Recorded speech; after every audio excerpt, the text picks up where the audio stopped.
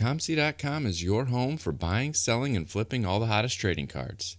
Their consignment marketplace is home to over 26 million cards across all sports, genres, and eras. With a ComC.com account, you can purchase cards from different sellers over time, ship them home together later, or immediately reprice them for sale on the ComC marketplace. ComC reached an incredible milestone during this year's National by processing their 100 millionth item. ComC looks forward to offering safe and easy trading card consignment for years to come and continuing to focus on fulfilling their mission to optimize everyone's enjoyment of the hobby. To stay updated with ComC, please follow them on social media at @CheckOutMyCards on all platforms. To learn more about the exciting changes being made at ComC, please visit blog.comc.com.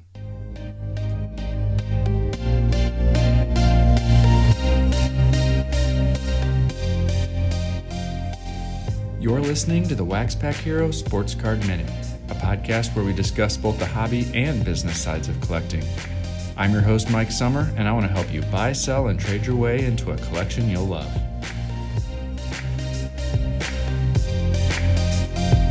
Hello, everybody, and welcome back to the WaxPackHero Sports Card Minute. If you were listening to this episode at release, I am in Las Vegas at the Industry Summit, doing my best to continually learn about this sports card industry, the business behind the hobby, what I can do as both a content creator as well as a shop owner on getting better and capitalizing on the opportunity that we've got today, looking forward into the future about where we're headed so that I can learn, I can adapt, and I can adjust to where we might be headed so that I can increase my chances of success along the way.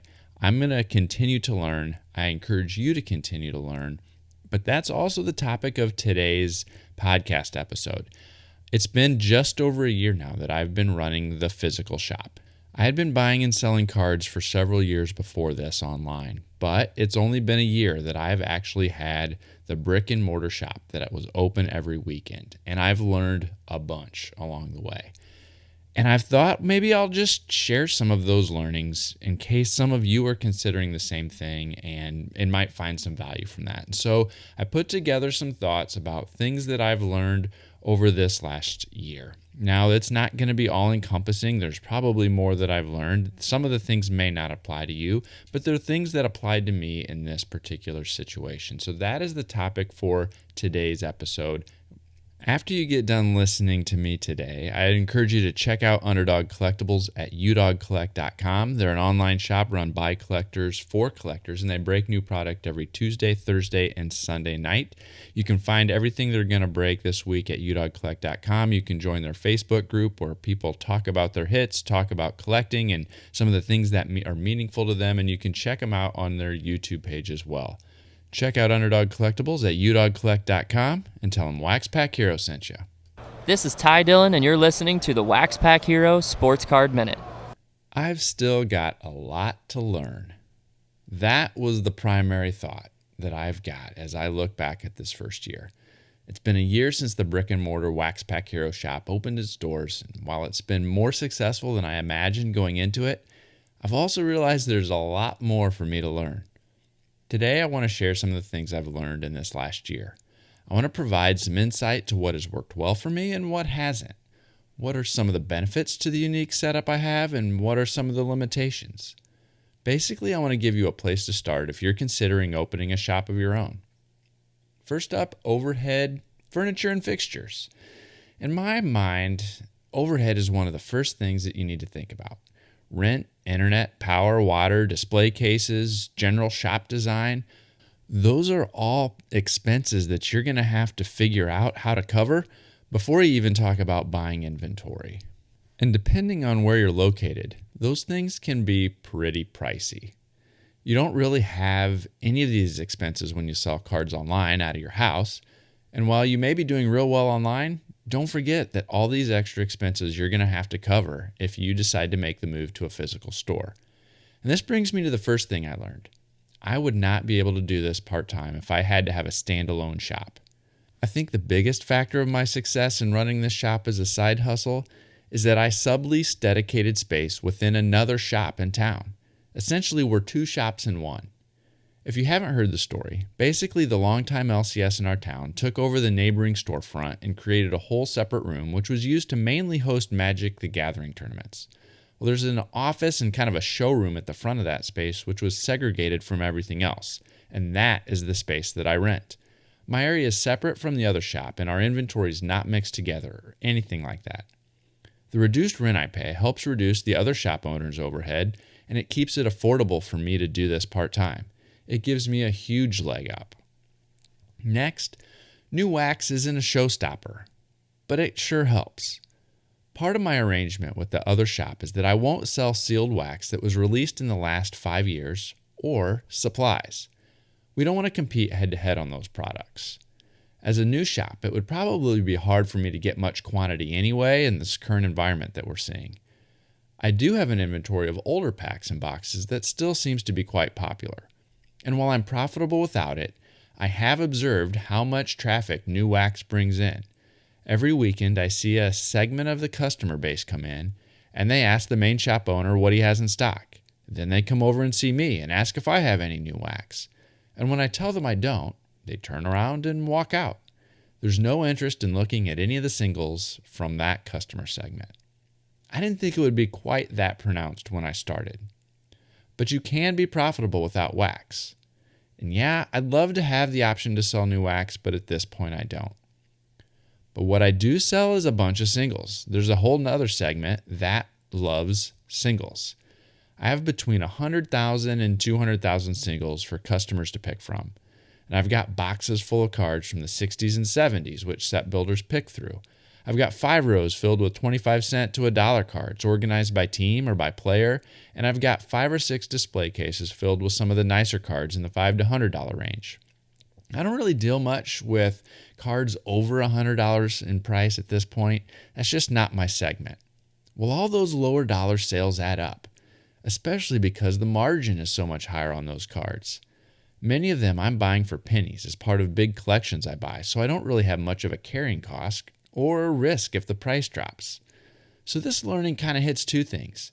It reinforced that there's money to be made at the low end of the market, but it also taught me it would be really hard to only have this focus if I wasn't in my current arrangement. Next up, relationships. They are huge. I try to excel at customer service. I greet people when they walk in, and I do my best to quickly point them in the right direction of what they're looking for. I take time to educate, I take time to answer questions, and ultimately I think that pays off. It's taken a while, but I'm starting to see more and more customers come in because they heard about me from somebody else. They heard I was helpful, and they heard that I had good prices. I'm hoping to see that segment of customers continue to grow. I've also learned that some people just aren't that observant. Sometimes I'm amazed at how some people seem to have tunnel vision. Like I said, my area of the shop is somewhat segregated from the main shop, but it isn't exactly hidden. When people are paying for their purchases at the main shop, they literally only need to look to the right to see my whole setup. There's often activity going on in my area, but I'm amazed at the number of people who walk in and walk out of the other shop and don't even glance in my direction to see if there's anything over there. I need to figure out how to do a better job in grabbing people's attention. There's a not insignificant number of potential customers I'm losing because they simply don't look to their right. How can I get that glance without standing at the opening and interjecting and shouting from the rooftops, "Come over here, I've got cards too"? I need to do some work to figure this one out. I've also learned that buying right is a skill. Buying cards and collections at the right price is critical, and it's not always easy. It takes skill to come up with a fair price that gives you room for profit but doesn't come across as a lowball offer. Educating a seller on how you come up with a price can help, but some folks are still offended when you can't offer top dollar on everything that they've got to sell. Sometimes I worry that I could damage a relationship and impact future purchases or referrals. This is a skill I've improved on over the last few years, but when I see how others go about buying collections, I recognize that I still have a lot to learn about quickly valuing and negotiating a deal. Luckily, I'm observant, and I recognize this area as a potential area for improvement, so hopefully I'll continue to grow and get better and better. Now, if you don't like negotiating or have some of these types of conversations that can be a little bit tough, This is something that you should really think about before opening a shop. Buying collections, whether large or small, is foundational, and it's a huge piece in acquiring new inventory, and it's really something you have to get good at if you want to have long-term success. Selling online is also critical. I sell at the card shop and I sell online. As I've talked about a lot of times on a lot of different episodes, eBay, SportLots, and ComC are my primary online outlets, but I also occasionally sell on Facebook and Twitter.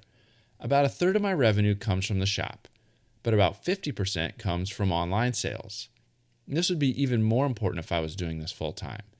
It shouldn't be news to anyone at this point, but I don't know how you could have a successful brick and mortar shop without also having a significant amount of online sales.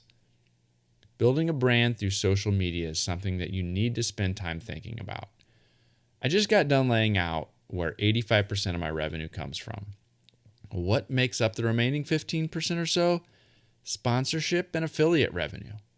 As I've grown my presence and brand via the website and podcast, increased sponsorship and affiliate revenue has grown with it.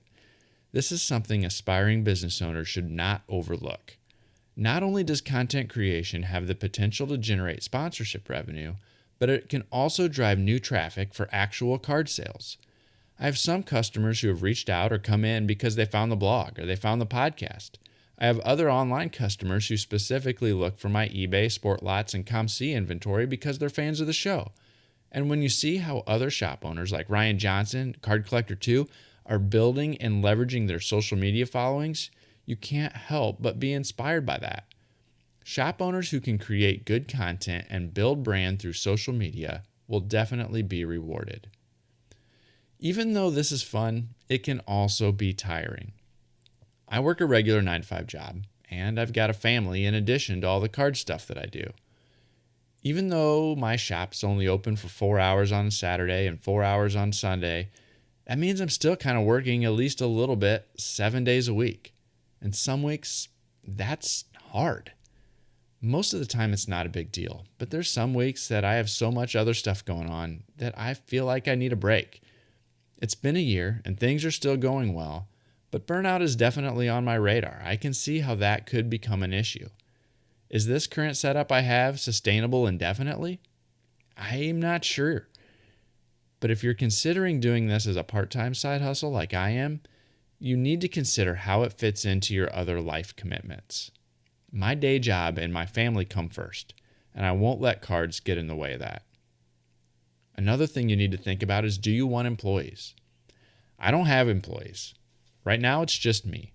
This is another thing that reduces my expenses, but it also means that when I'm gone, the shop is closed. The weekend of the National, closed. Attending the industry summit, closed. Family vacation, closed. I could hire somebody to help out during those time periods, but I haven't done that yet. Why? I'm not sure. I probably should, but for some reason I haven't. If I wanted to seriously grow and expand, this would be something I have to do. If the sense of burnout starts to grow, it's definitely something that I'm going to have to do. And so while I haven't experienced it yet, I want to make sure that anyone considering a venture like this does not overlook the paperwork, interpersonal complexities, and all of that kind of stuff that come from hiring a team. Listen, I am still a small speck in the grand scheme of things. There's a ton of full-time shops who dwarf anything that I do, and they'd probably laugh me off when they look at what I'm talking about as being successful. You know what? Those shops have complexities and issues to deal with that I can't really speak to at this point. However, even in a part-time capacity, I've been able to generate profits which are meaningful to me and are meaningful to my family, and they're allowing us to meet some of the financial goals that we have. And it's also allowing me to build my collection on the side. I've received feedback from readers and listeners, which lets me know that some of you really appreciate and value the information that I'm trying to share. So my last learning is this: you don't have to be the biggest to be successful. You just need to be passionate and willing to learn. The Sports Card Shop is your small-town local card shop with a global reach. Located in New Buffalo, Michigan, the shop is one of the most accessible in the Midwest. In addition to being an authorized Panini direct dealer, the Sports Card Shop carries all major trading card brands, including Topps, Upper Deck, Pokemon, Yu-Gi-Oh, and more. With all that new wax, 500,000 singles, and showcases full of graded cards, you're sure to find something great for your collection, whether you're just starting out or a seasoned collector. The Sports Card Shop is your one-stop shop. So call us, come see us, or visit us on the web and social media. Our phone number is 269-469-0140. Website is thesportscardshop@moco.com. The Sports Card Shop is part of the Moco Retail Group, connecting sports, the hobby, and people around the world. Well, there you go. Those are some of the things I've learned in my first year of running a brick and mortar card shop. If you've got any other questions about what it's been like, feel free to reach out. I'd love to chat and share what I can, that whatever might be helpful. Reach out to me at waxpackhero@gmail.com, on Twitter at @TheMikeSummer, on TikTok or Instagram at WaxPackHero. I would love to be as helpful as I can. Just reach out. That's all it takes. That's all I've got for you today, so I'll catch you next time.